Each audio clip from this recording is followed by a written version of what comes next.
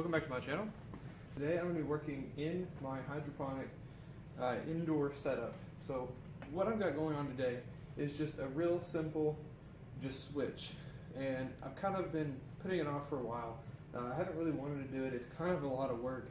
It's going to be kind of messy, and also I've kind of grown attached to this one tomato plant. I've had it for about 7 months and it's done really well, and I've been just trying to kind of save it for a while, and it's not producing like it was. I get about 15 to 20 green tomatoes on it, or there's about 15 to 20 edited on it at one time, but I may not get fully developed fruit more than around 10 per week.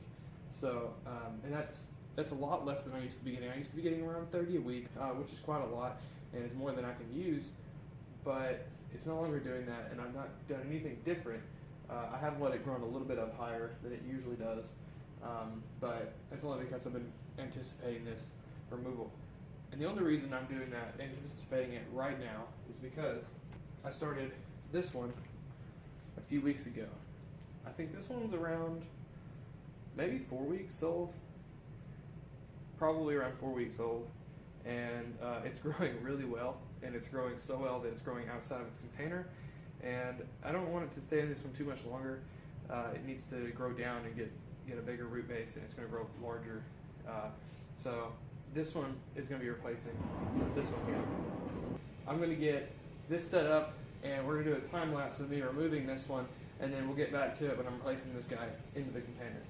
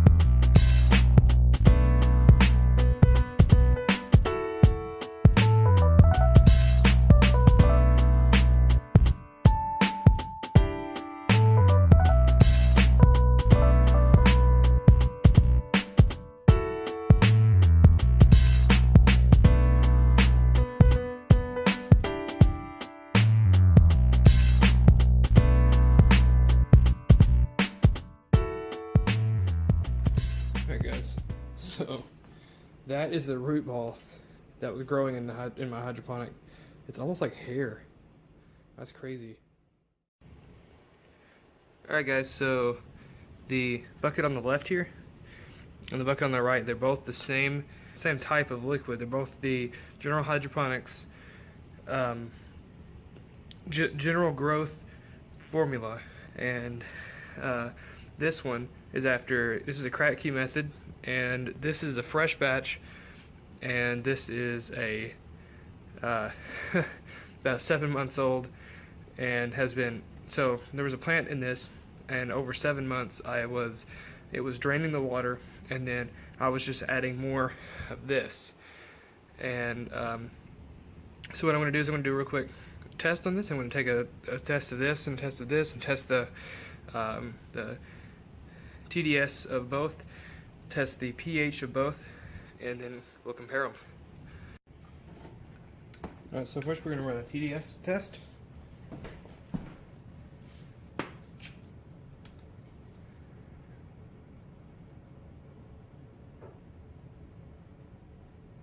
We're reading around 590 to 600 ppms, and then see, we are at 1200. That's around double. So this has twice the concentration of this one. Alright, so we'll run real quick pH test on it, see if the pH maintained around that 5.5 to 6.5 range that we wanted, and that to me looks around a 6. So let's see if we can get you in there. That looks like a 6. It's a little bit too light for the 6.5 and a little too yellow for the 5.0. Alright, we're back, and this is the we're going to test the pH of the darker double concentrated solution. You can see how much darker that is compared to the other one. 3, 4. Close the lid. Oh, that's looking really dark. That is really green. We are at a, let me get it in the light before I can see it. Between us, oh, I think that's exactly a 6.5. You're not going to be able to see it as well. You're just going to have to trust me, but it's a little bit too yellow for the 7 and not yellow enough for the 6 to see that. So I hope you can see that. And our general hydroponics meter or pH tester here says the best pH is between a 5.5 and a 6.5. So we're still there, but if we're gonna use that, we're gonna have to dilute it with more of this, which is what I've been doing. So seems like it's pretty good. This is a 6, and this is a 6.5. There's our tomato. This lid's a little bit too big for this lid I had it setting in. There's our roots. Pretty deep. They're going to go really far down. So what I'm going to do is I'm going to take the old bucket lid with a single hole in the top. Just like that one.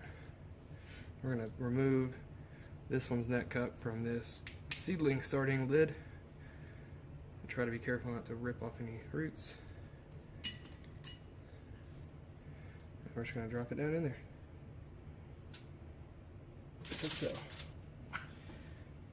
Now the easiest way to do this is to do it by siphon.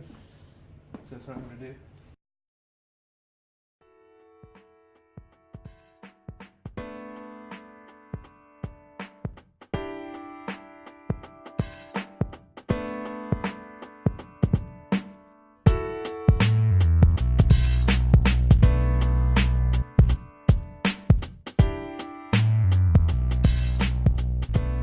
Gauging the roots, and we are about 5 to 6 inches up off the very base of the roots, and that's not quite to the halfway point. So what I'm going to do is I'm going to mark here the minimum line as of right now. Then we'll start right back up and get it up about two more inches.